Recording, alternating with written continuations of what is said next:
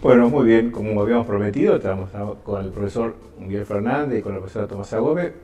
Ambos pertenecen a una comisión del Bicentenario en la cual se han estado celebrando diferentes eventos a lo largo de este tiempo por los 200 años de Feliciano. Así que agradezco la presencia de ellos y por supuesto vamos a estar conversando sobre este hecho tan importante y trascendental para nuestra ciudad en este contexto nacional que ha sido una huelga y que seguramente el profesor y Tomasa nos van a estar explicando detalles con imágenes que han traído gentilmente para compartir con todos ustedes y bueno, seguramente esto va a ser muy enriquecedor y esperemos que esto continúe las investigaciones que están haciendo para que finalmente haya una historia escrita, seguramente el profesor Fernández esto lo tiene en mente y que después distintas generaciones a lo largo del tiempo se pueda revivir estos hechos como algo que sucedió en Feliciano. Buenas noches, Miguel, buenas noches, Tomasa. Hola, buenas noches. Buenas noches. Miguel, bueno, en principio, antes de estar en cámara habíamos hablado de varios temas, pero me surge esto. ¿Qué fue la huelga?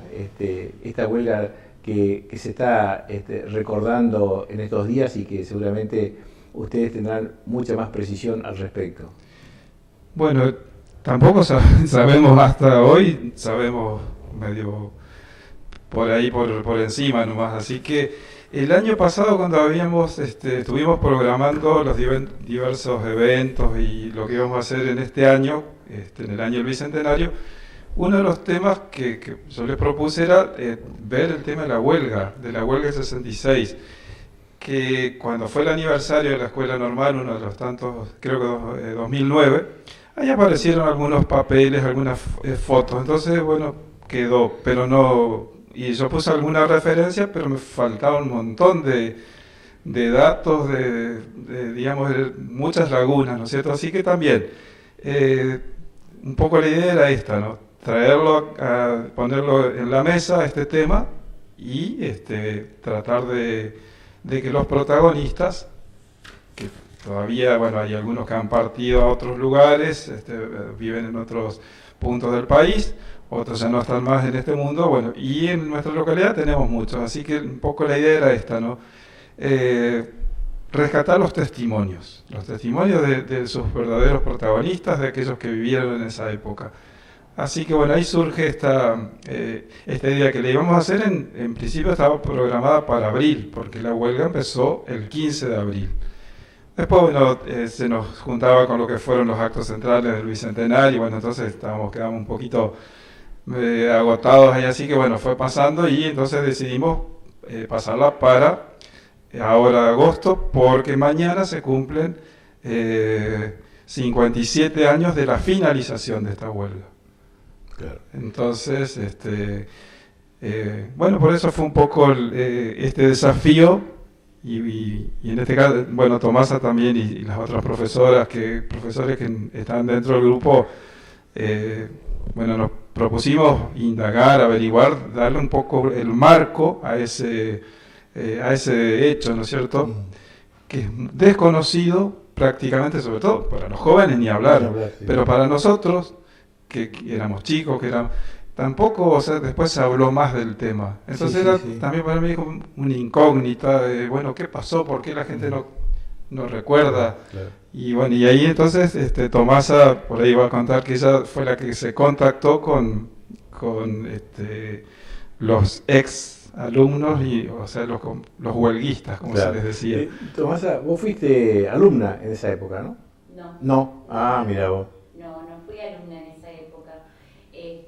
Así que bueno, lo único que sabíamos era porque en casa mis padres escuchaban Radio Colonia. Claro. Que pasaban las noticias sobre la huelga en Feliciano. Eso fue lo único hasta este momento, si se quiere, al encontrarnos con todo este caudal de... Sí, ahí está. ¿Ahí está? Sí. Bueno, gracias. Decía que no fui alumna en esa época, que en mi casa mis padres escuchaban Radio Colonia que pasaba la noticia. Por eso por ahí figura en algunos periódicos, en algunos diarios, figura de que también tomó repercusión internacional, porque estábamos hablando que un país vecino estaba hablando del tema. Y al encontrarnos con este caudal de fotos tan interesantes, realmente creo que fue un acierto tocar este tema, Franny. Porque los testimonios han sido lo más rico de este encuentro. Digamos, la característica quizás más importante es que hay actores que todavía viven, que todavía pueden contar de primera mano aquello que ha sucedido hace tanto tiempo atrás y que, bueno, con el devenir seguramente de otros encuentros y de otras entrevistas que se puedan llegar a hacer, aparecerán relatos que tal vez reaparezcan en la memoria e impriman más páginas de esta historia que se está escribiendo en tiempo real, ¿no? Así es. Fue muy interesante y muy acertado el encuadre que hacen las profesoras Marcela Valdés y Susana Llor acerca de lo que es la historia reciente, la historia cercana. Eso yo creo que fue muy aclaratorio para toda la concurrencia, incluso y queda registrado, incluso para los exalumnos, porque no es lo mismo contar una historia pasada de los próceres, que ya está escrito, esta historia tan cercana, tan reciente, que trae también algunos aspectos controvertidos, porque son realmente testimonios orales directos. Y ahí, para empezar a construir un episodio histórico basado en estos testimonios. Sí. Tengo entendido que, bueno, seguramente vamos a ir mirando algunas fotos que tienen que ver con el encuentro del viernes pasado, donde allí, la primera foto que hemos visto, hay un panel y un auditorio sumamente importante, mucha gente interesada por la historia, interesada por los acontecimientos, quizás muchos conociendo y otros que son jóvenes, como dice Miguel, sin saber de qué se trataba, pero el salón estaba colmado, estaba lleno, ¿no? Y allí Marcelina, Miguel y la profesora Susana Llor, ¿no? Sí, además de esta presencia que era muy importante, ¿no es cierto?, de los protagonistas, también, como vemos ahí, hay estudiantes, sobre todo del instituto, que, como decíamos, esa historia no la conocemos, entonces es importante saber estos episodios y por ahí no dimensionamos qué fue lo que, o sea, qué importancia tuvo. Este acontecimiento, como decía Tomás, es la historia cercana, por ahí tiene, digamos, estas aristas que son, da lugar a miradas contrapuestas. Claro. Pero bueno, ahí digamos, después cada uno sacará sus conclusiones, o sea, la idea era poner en la mesa, dentro incluso mismo de las huelguistas, no había coincidencias en ciertas cuestiones, en ciertas miradas, y bueno, ahí se debatió. Lo que sí nos faltó tiempo, y bueno, se quedó entonces en, digamos, programar otro encuentro. La idea es poner por escrito todos estos testimonios y luego también hacer algo, interesar a los realizadores audiovisuales para que quede grabado, ¿no? Claro. O sea, estos testimonios tienen que quedar. Sí, totalmente. Además de la historia reciente, que fue, digamos, desde el punto de vista que lo abordamos, también la historia oral, que es muy importante. Tiene por ahí sus, digamos, algunas cuestiones en el tema de la historia oral con respecto a las precisiones, ¿no? Porque la gente por ahí no se acuerda de puntualmente fechas, datos, pero las anécdotas, o sea, todos los relatos son muy ricos porque de allí nos describen la sociedad. Claro. Cuando ellos nos describían el maltrato que sufrían de parte de algunos docentes, te describe la sociedad de esa época. Totalmente. Bueno, no sé si ha cambiado, pero digamos, ciertas cuestiones discriminatorias que por allí, después, bueno, algunos lo asocian con también, que son algunas cuestiones a tener en cuenta en el porqué de esta huelga, ¿no? Claro. Y bueno, después también lo que decía Tomás, ¿no? El contexto mundial, el contexto nacional, era una época en la cual los jóvenes del mundo estaban, digamos, tomando protagonismo, se sentían entonces con estas ideales de cambiar el mundo, de cambiar la sociedad. Y en nuestra localidad, en este punto tan apartado, tan, bueno, siempre incomunicado con estas cuestiones, está ya antes, en el 66. Es decir, todas estas ideas seguramente están en ebullición en el mundo y acá también habrán llegado. O sea, no había los medios que hay hoy, pero claro, había publicaciones, o sea, se leía mucho, se leían diarios, se leían revistas, y seguramente, y bueno, a través de los profesores, también estas ideas habrán llegado. La cuestión es que en el 66 tenemos un hecho inédito, y que bueno, sí se volvió a repetir, ¿no? En el cual la sociedad se movilizó. Y por ahí uno dice, bueno, pero fue un hecho, no sé, una semana, duró, ¿cuánto eran? 138 días, o sea, empezó el 15 de abril y terminó un 31 de marzo, de agosto, como mañana. Claro. O sea, allí se cumplirían 57 años, o sea que vamos hacia los 60 años de ese hecho. Por lo tanto, la idea es recopilar todo esto por escrito, con las fotos, porque bueno, después han ido apareciendo testimonios, que vamos a verlo creo que más adelante, para ir relatando un poco el desarrollo de estas cuestiones, que son muy importantes, ¿no? Y también la gente atesora, custodia recortes, claro, recortes periodísticos. Sí. Fuimos noticia a nivel provincial, a nivel nacional y, como decía Tomasa, también internacional a través de Radio Colonia. Claro. Y después sabemos por ahí qué pasa con los medios de comunicación y bueno, en todo caso esto lo hablamos después. Claro. Las versiones que llegaban allá lejos. Totalmente, sí.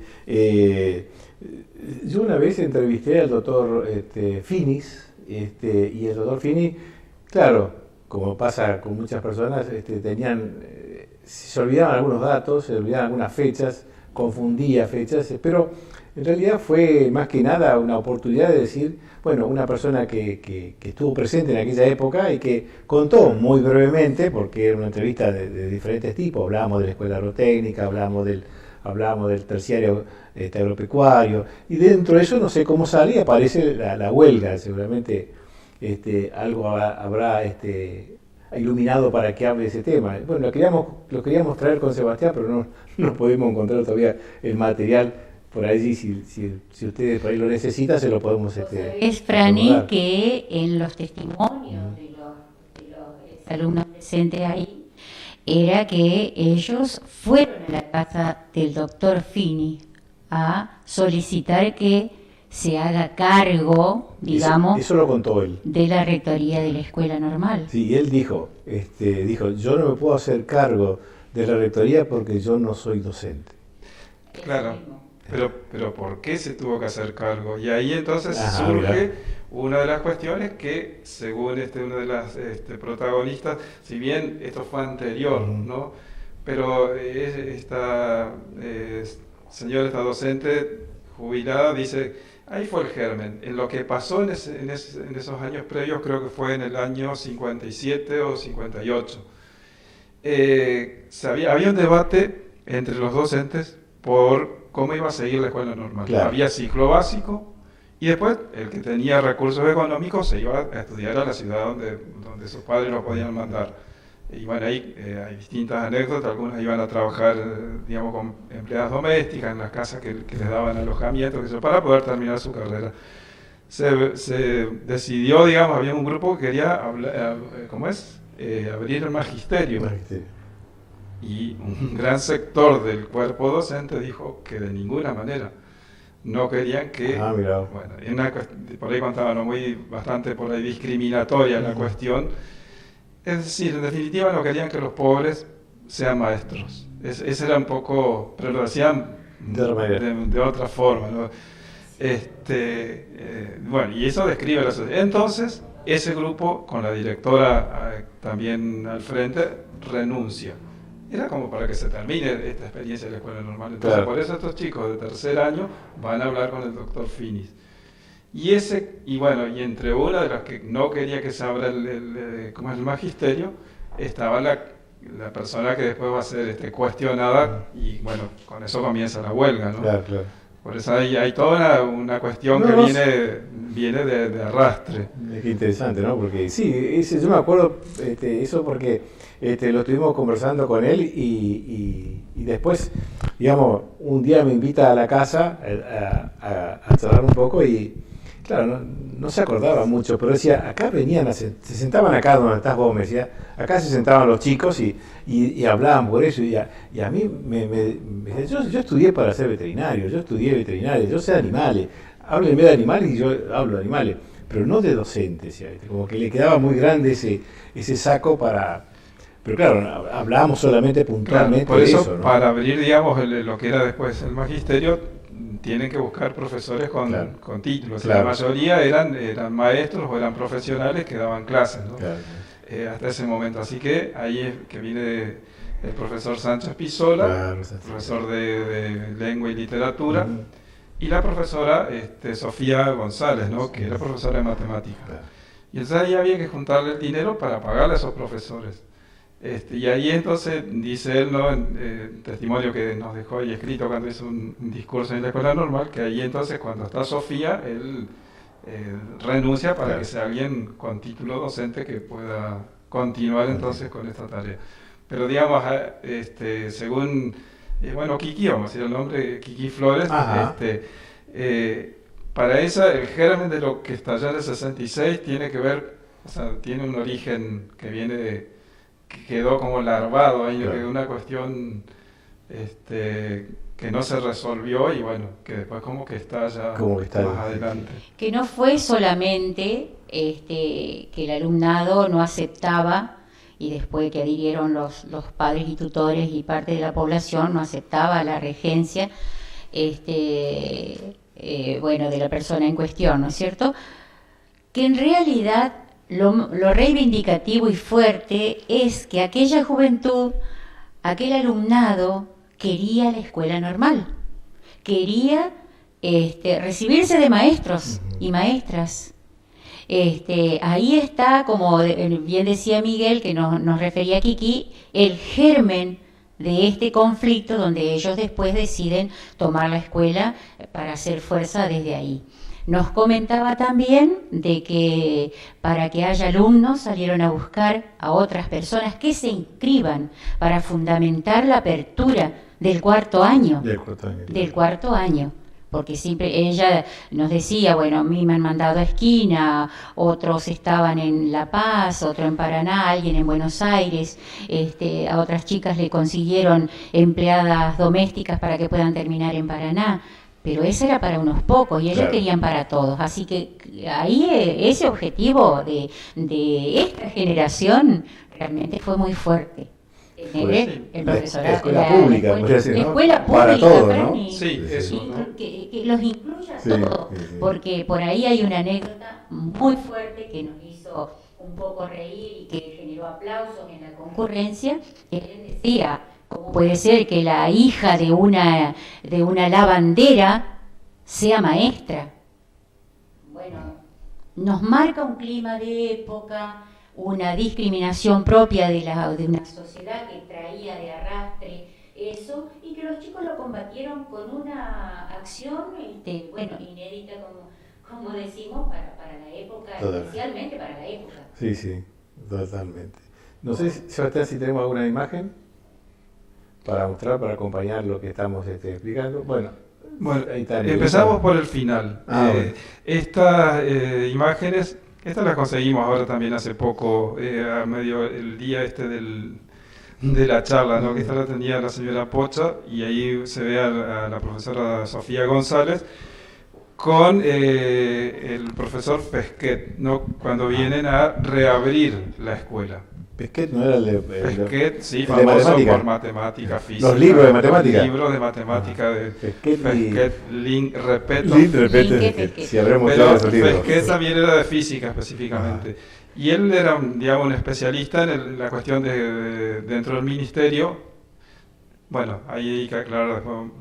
Él era especialista, digamos, era el encargado de la educación secundaria, no de las escuelas normales. Por eso él es el que tiene que venir acá. Así que ¿vienen de Buenos Aires? Se vienen de Buenos Aires. Vamos a ver todo por ahí. Todo el periplo.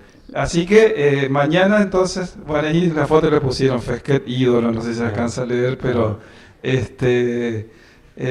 ¿cómo es? Ahí es cuando nuevamente se reabren la escuela, después de 138 días entonces de estar de huelga. No sé si alguna más se va.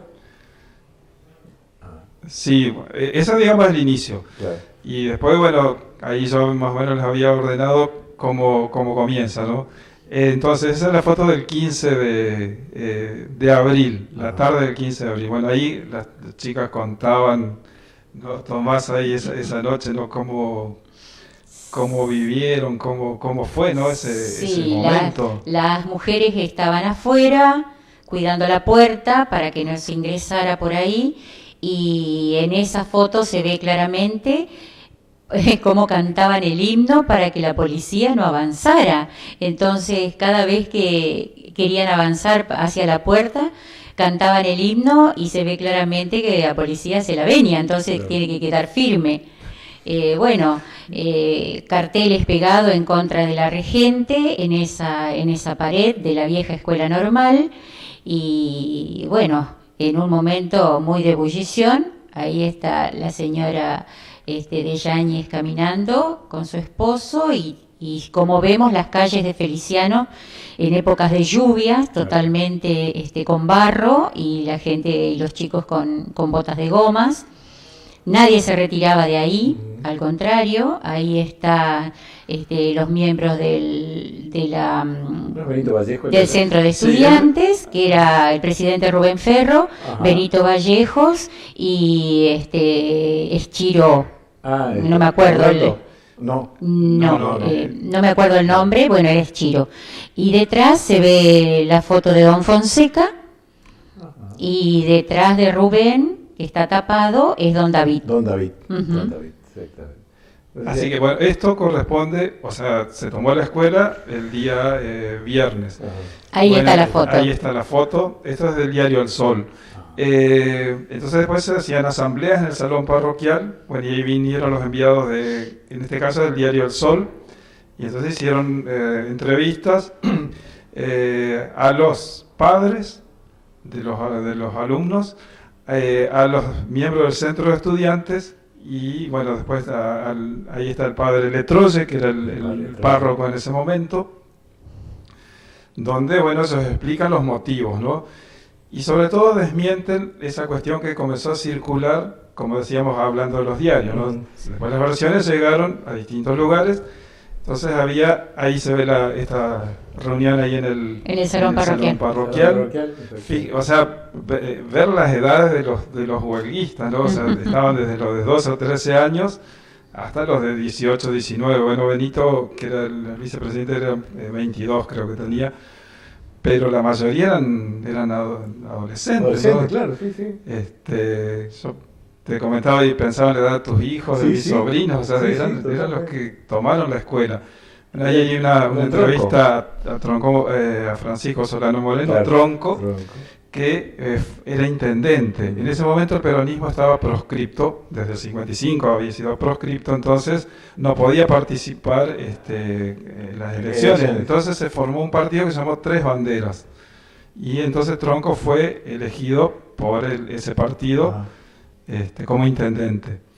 Entonces, bueno, ahí le preguntan, ¿no? ¿Es verdad? Porque eso es lo que circulaba, que los huelguistas entraron, o los alumnos entraron cantando, gritando Viva Perón y cantando la marcha peronista, porque se lo asociaba entonces con y ahí se empezó a circular esto, que era una cuestión política. Claro.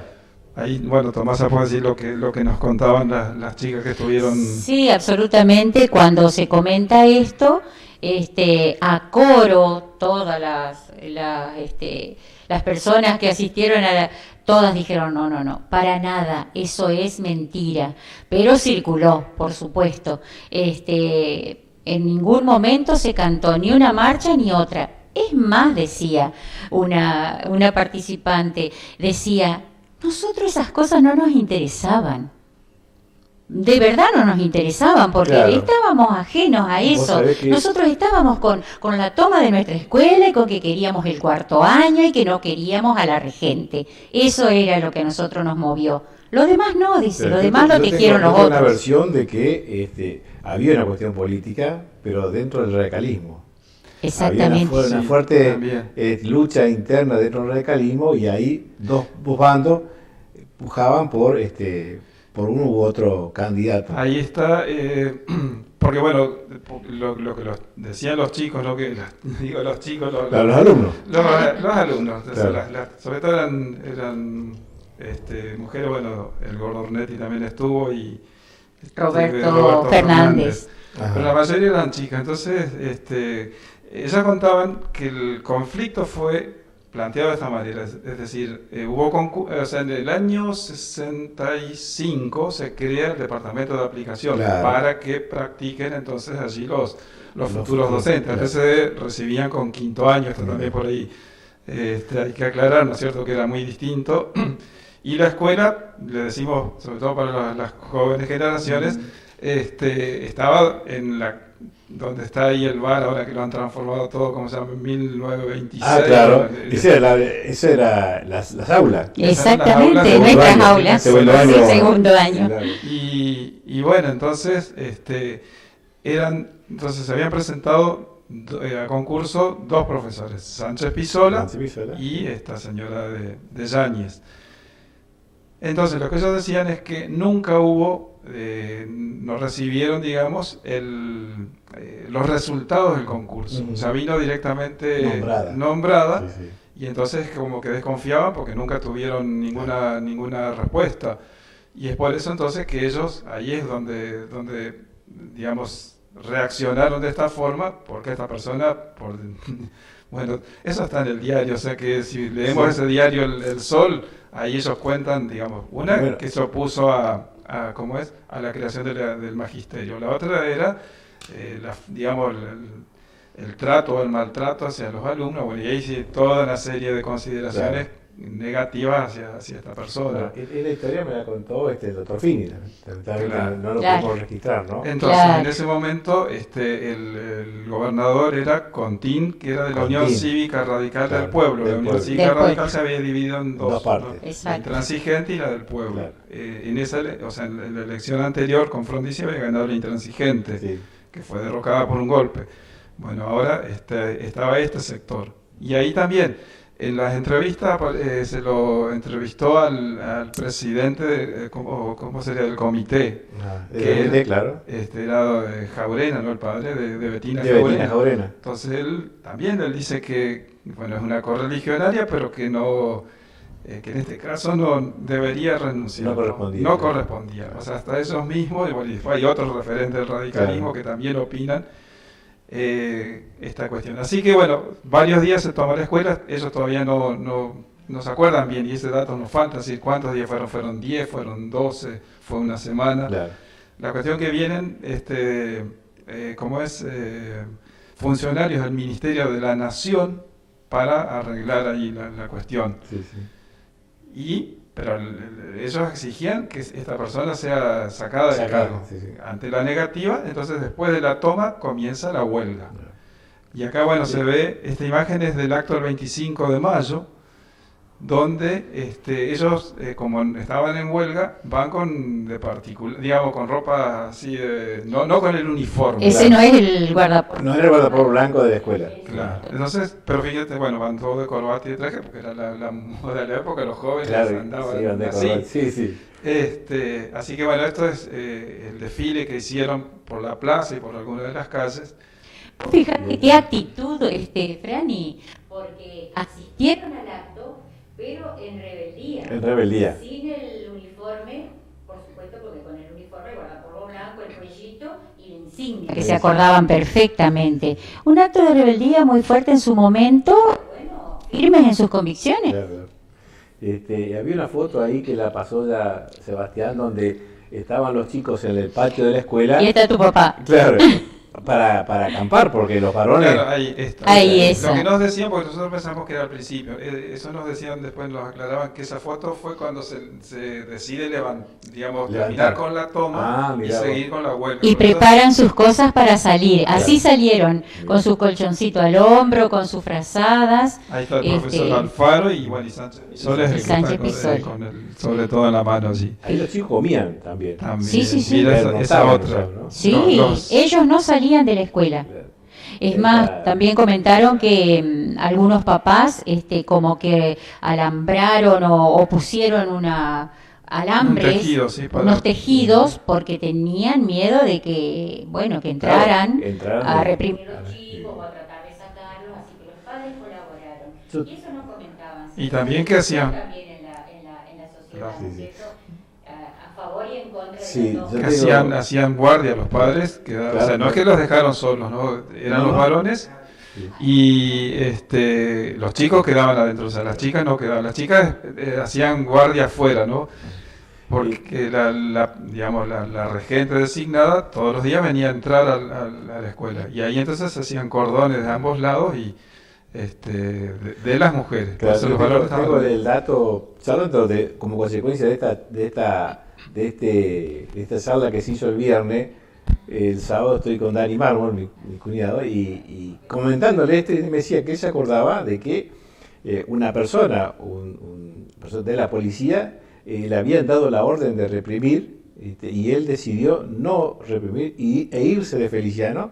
Dice, después cuando se fue a pescar, ¿viste? Como quedó ausente para que no tomara no tomar la obligación de ir a reprimir a los chicos. Era muy traumático, una situación difícil de resolver por la situación propia, que había alumnos, había chicas, y eso, bueno, generó... Esa imagen que vemos ahí, después que sigue entonces la toma y que sigue la huelga, desde el ministerio deciden cerrar la escuela, clausurar la escuela. Y eso, desde ahí entonces, como es la profesora, la directora, no la rectora, que era Sofía González, los reúne en el patio, que es la imagen que se ve allí, y les comunica la mala noticia. La escuela normal de Feliciano se cierra. Entonces hay una imagen que viene después, que también esa nos alcanzó Pocha, dice duelo en Feliciano, le escribió ella, y ahí están llorando las alumnas ante la noticia que no iban a poder estudiar más. Mirá, son documentos Imágenes. impresionantes. impresionante, sí. Son documentos. Bueno, y ahí cuando salen todos muy tristes, ¿no? Y vienen, esto sería donde es la Española ahora, y Claro, allá está la sodería de Raspini, se ve ahí en el... claro, la soledad de la vida. Así que bueno, vuelven todos muy tristes y la huelga sigue. Con la escuela normal entonces clausurada. 14 de junio fue. Entonces nos contaban que ellos siguieron dando clases en distintos lugares. Señora Mirta Machicote, la señora Nené González, la que está en el extremo, Ajá, sería izquierdo. mira vos. Bueno, entonces esto es el salón parroquial. Bueno, y ahí hay un evento que ocurre en la esquina de la farmacia, que Sí. quizá Daniel Mármol te va a contar mejor. Seguramente. Donde, bueno, ahí es donde lo detienen al padre o sea, a don González, ¿no? El hermano de la rectora. Ajá. Pero era por defender a don Mármol, que no sé qué altercado había habido allí. Y bueno, entonces ahí se ve a la escribana, que la llaman a la escribana Fernández de Flores. Blanca Fernández de Flores, para que Ajá. deje constancia de lo que había ocurrido. La cuestión es que allí se lo llevan preso a don González, que él no tenía nada que ver, pero que le había salido en defensa de otra persona. Bueno, y fíjese la cantidad de policías.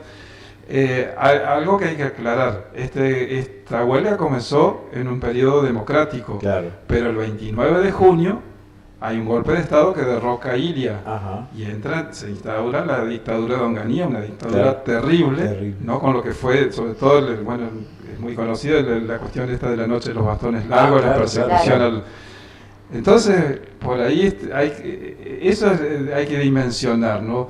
En un momento en el cual estábamos, que estos jóvenes seguían firmes en su reclamo, en su lucha. Los contextos históricos que Sí, que por ahí no los tenemos en cuenta, pero en Buenos Aires le rompieron la cabeza a los profesores y alumnos que estaban en la facultad de Ciencias Sociales, creo, de Derecho, no me acuerdo bien.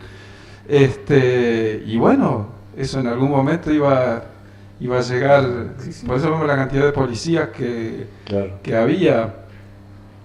Así que bueno, todo esto hay que seguir profundizando e investigando con más testimonios, porque bueno, acá es otro de los, no de estas reuniones seguramente que hacían ahí en el salón parroquial, están... Sí, decían que, seguramente esa información la tienen mucho más clara, que igual se daban clases, aunque en la escuela no tuviera el dictado de las clases normalmente. Porque justamente no es una cuestión de ellos, sino que después se cerró, digamos, se la clausuró, y entonces para no perder el año, porque las negociaciones se trabajaba sobre esta cuestión, lo que ellos, porque lo que se veía era que iban a perder todos el año. Claro. Entonces, para no perder el año, parece que comenzaron allí a dar clases, cosa de poder rendir libre después, claro, cuando se abriera la escuela. Ahí creo que ahí también está Don González, ahí en el... ¿Don Viola de atrás? Creo que Don Viola. No, la verdad que ahí el que se ve, el chico es el hijo de Dora Peletti y Juan Conción. Juan Conción, que era alumno de primer año. Ah, mirá vos. Está allí. Así que bueno, estos son distintos recortes, claro, de periódicos.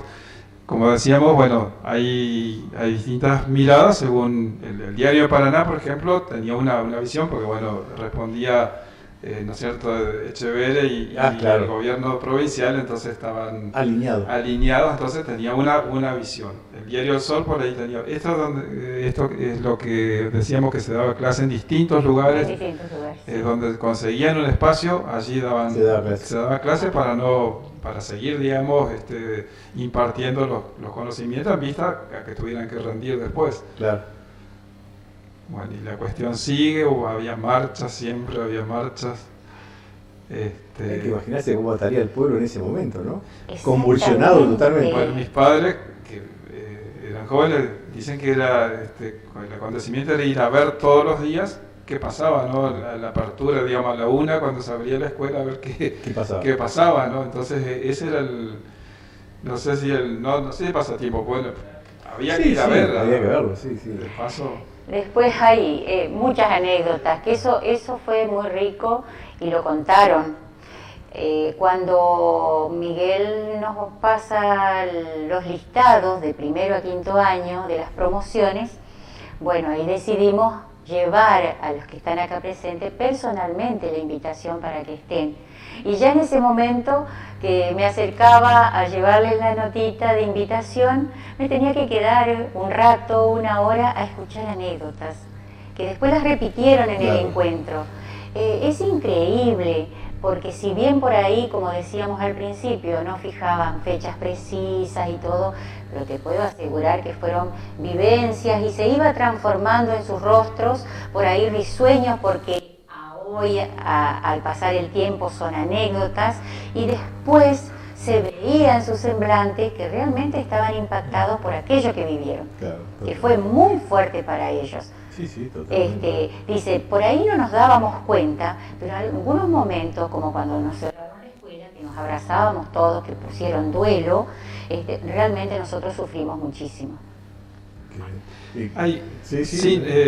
No, estos también son testimonios que por allí, bueno, entre todos iban aportando y se iba armando como rompecabezas, ¿no?, de los acontecimientos. Pero el tema de la memoria, o de la historia oral, por ahí, sobre todo Tomasa hizo esta tarea impresionante de contactar a los que no están acá, y la mayoría de los testimonios, que eran sobre todo los líderes de este movimiento estudiantil, no se acuerdan, ¿no? O sea, no sé qué pasó. O sea, ahí estamos hablando de Ferro, que era el presidente, que ahí en el diario El Sol lo describe como un joven lúcido, bueno, con ideas, lo pondera, digamos, pero él, en el audio que tenemos ahí, habla de otros temas. Claro. La cuestión, sí, dice, pero bueno, que no se acuerda mucho, que qué sé yo. Lo mismo pasa con otra de las estudiantes que no sé qué rol cumplía, Alicia Sí. Barrile. Barrile. Bueno, ella es una de las que viaja cuando tu padre acompaña a esta delegación a Buenos Aires. O sea, los estudiantes de Feliciano van a Buenos Aires a entrevistarse con autoridades del ministerio. Hay un recorte, no sé si ahí yo puse ahí, creo que es el diario Clarín, donde cuentan por qué están allí y bueno, van al ministerio. Después querían hablar con el primado, o sea, de la iglesia en la Argentina, creo que era Aramburu, me parece que era el primado. Bueno, o sea, al más alto nivel de autoridades, ¿no es cierto? Van a entrevistar. Bueno, mira, vamos a hacer una pequeña pausita y después retomamos porque realmente es interesante y nos está faltando gran parte de la historia. Sí. Vamos a una pausa y venimos enseguida.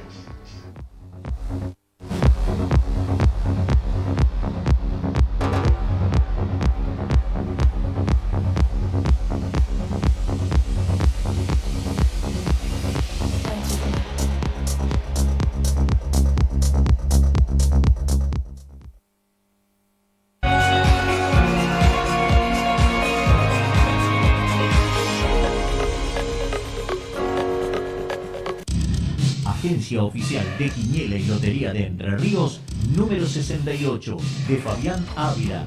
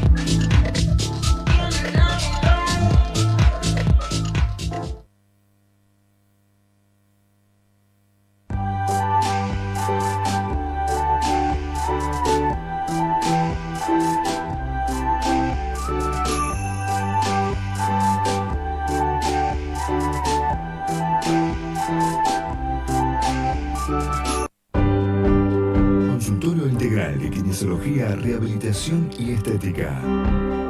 Todo en tratamientos seguros y garantizados, no invasivos, faciales y corporales personalizados, estética en general. Cuida tu salud en manos de profesionales. Licenciado Pablo de León, cosmetóloga y esteticista Liliana Tito.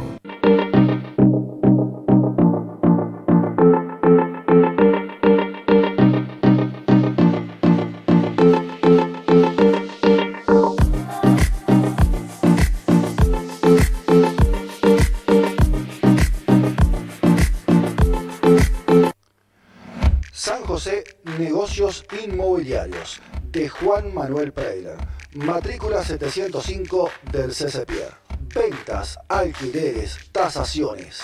Teléfono 3458-457-363. La mejor opción en Feliciano. Llámenos o visítenos. Su consulta no molesta. Ella es Josefina. Súper aburrida. Ya no sabe qué hacer. Y esta es Josefina, de vacaciones en Chajarí.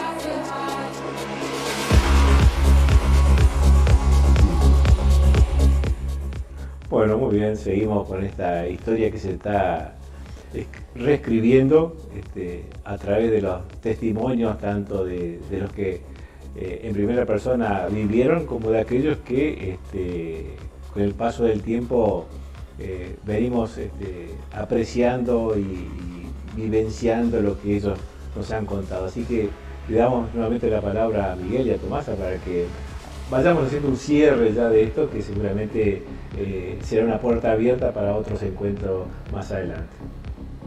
Sí, solamente decir por ahí que además de la prensa, digamos, esto tomó una dimensión a nivel nacional.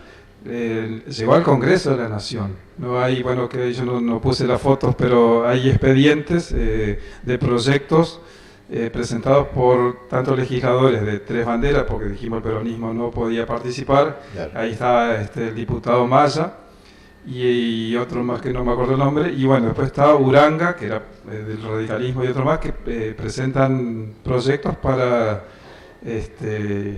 digamos, averiguar primero qué era lo que pasaba, y después lo que ellos proponen al Ejecutivo es que tome cartas en el asunto y que destituya a la regente. O sea, a nivel nacional se llegaba, digamos, porque era la única forma de pacificar esta población. Bueno, ahí la describían, ¿no? Todo como era el contexto.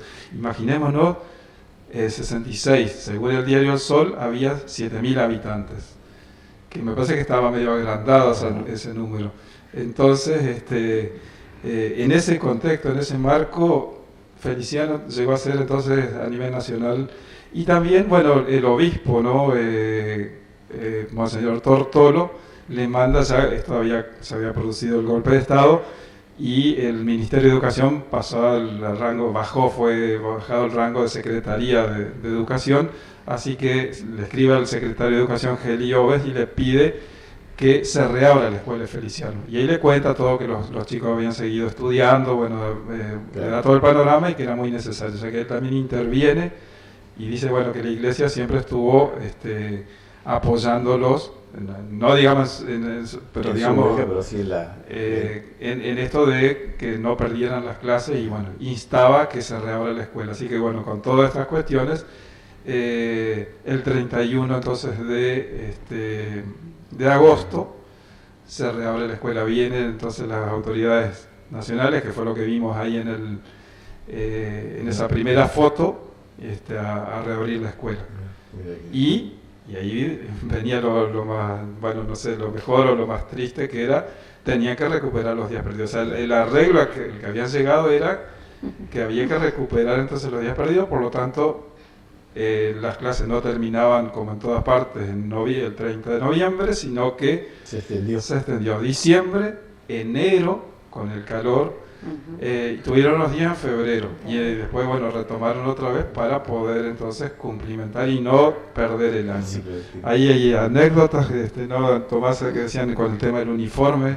Sí. Le hacen una concesión, porque ellos tenían que ir tenían un cuellito, el uniforme era el guardapolvo, pero con un cuello, no sé de qué. Era con un cuello con puntillas, por supuesto, que con el calor llevarlo era muy duro, así que bueno, les otorgaron el permiso de sacarse el cuellito. Las medias también. Las medias, por supuesto, era parte del uniforme. Bueno, ahí lo recordaban muy bien. Yo creo, Franny, que fue importante este encuentro.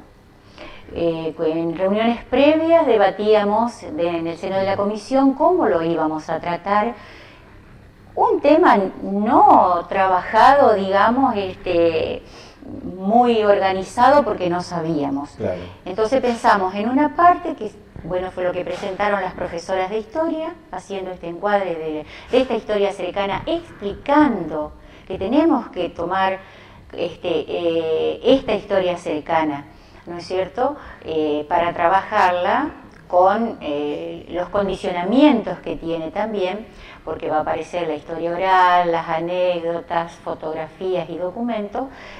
Y por otra parte dijimos, bueno, para la segunda parte, que sean los actores quienes hablen, y así fue, y realmente fue tan rico y tan movilizador a nivel emocional incluso, y en la escucha atenta y en la presencia de la gente que colmó ahí la sala del Bicentenario, esta parte se ha cumplido y han estado muy emocionados del encuentro con sus pares, de los abrazos. Algunos hacía bastante que no se veían, y bueno, esto uno se da cuenta que la historia es vida, claro. Es viva, ¿no es cierto? Sí, la parte, sí. digamos, emocionante fue como el broche, ¿no? Cuando suben todos para sacarse una foto y ahí cantan la marcha del estudiante. Ajá. Que era, entonces lo que ellos nos comentaban, que con esa marcha ellos hacían, cuando salían a hacer las, marchas, sí, ¿no? Que hacían por las calles, iban cantando esto. En todos los momentos cuando se reunían, cantaban la marcha del estudiante. Ese era como el himno que tenían. Así que bueno, cuando cantaron todos nos emocionamos. O sea, fue una cosa... Sí. Ahí se ve en esta foto donde están cantando, entonces, están como cantando, cuando tenían 15 años. A viva voz están cantando la marcha del estudiante. Subieron al escenario cantando la marcha del estudiante, y es como que nosotros los percibimos como que volvieron aquella 13, 12 a 18 años aproximadamente. Se veía en sus rostros, y bueno, esto es parte de esta historia en el Bicentenario Feliciano. Seba, dejá pasar la foto si querés, para que, de las que trajo Miguel, si queda alguna foto que trajo Miguel para que la gente la pueda ver, y bueno. Ahí esta es la foto emblemática de esa toma, ¿no? La primera, donde se ven entonces a estos jóvenes, estos revolucionarios de aquella época, la verdad. Y bueno, y la verdad que sí, hay que, me parece que debates, todas estas cuestiones, controversias va a haber, pero me parece que es importante destacar que una población o gran parte de una población en un momento se levantó contra algo que consideraba injusto, y se mantuvieron firmes hasta conseguir sus objetivos, ¿no? Y por eso me parece que es uno de los hechos que hay que rescatar de nuestra historia. Y este encuentro fue, por eso, como decía Tomasa, ¿no? Muy productivo, muy rico, y esperemos que se siga, conseguir testimonios, sobre todo los que no están, claro, hacerlos acordar, charlar, y que refresque su memoria y que traigan después entonces más elementos para armar este episodio de nuestra historia, que es no esa foto que se veía ahí, las chicas a la anterior, donde se las veía con las pancartas, ¿no? Esta por las calles, y cantando. Marchaban las chicas, porque los chicos estaban adentro de la escuela, claro. Marchaban ellas. Esta foto es espectacular. Sin la insignia, en señal de rebeldía, sin la insignia del guardapolvo, acá la insignia de la escuela normal. Y el cuellito también se habían sacado. Sí, bueno, yo les agradezco mucho que quedaron. Bueno, esta es la foto que está aquí, es la que yo tengo en el programa que hace la apertura. Mira vos. Por ahí está Sebastián, te la pasé para que, por ahí pues si la querés poner. Es genial. Ahí está esa, ¿no? Es genial. La foto que un poco identifica al programa, porque hay diferentes momentos en la historia de nuestro pueblo, y esa es una que me parecía sumamente importante, como dice Miguel, ¿no? Lo que en un momento fue un hecho político, educativo, social, cultural, se transformó a lo largo de la historia en una cuestión que marcó una bisagra. Seguramente seguiremos conversando de esto cuando ustedes organicen otro de estos eventos. Sería lindo por ahí también entrevistar a la gente de esa época, ¿no? Claro. Los que estuvieron allí, porque sus testimonios son, ahora no hay tiempo, pero nos contaban el caso del secuestro de las niñas Parera, por ejemplo. que en Radio Colonia se dio la noticia, que era una cuestión totalmente falsa. Bueno, pero ¿en qué contexto, se enmarcaba esto, ¿no? Y el disparo también. Sí. El disparo a la regente también. El disparo a la regente, que hoy, dado los testimonios que escuchamos esa noche, en realidad quería o no quería dispararle, o sí le disparó, pero el objetivo no era asesinar, y bueno, tejido con otras cuestiones personales del joven. Bueno, estuvo ahí y lo explicaron muy bien. Bueno, serán argumentos que serán esgrimidos más adelante, y por lo tanto los invitamos que cuando el municipio haga otra convocatoria, que ya fue muy importante, que la gente pueda asistir y que se pueda después retransmitir a través de los canales o los medios para que... Sí, por eso creo que sería muy importante hacer un documental. Y después, bueno, una publicación con todo esto, ¿no? Con todos los testimonios. Porque, como decimos, la memoria, por ahí va pasando el tiempo y vamos perdiendo detalles. Y entonces ahora es el momento ahí está, ¿no? de vida partidaria del peronismo. Esto es lo que salía en el Diario de Paraná, por ejemplo. Claro. Y después se replicaba en La Nación, y así.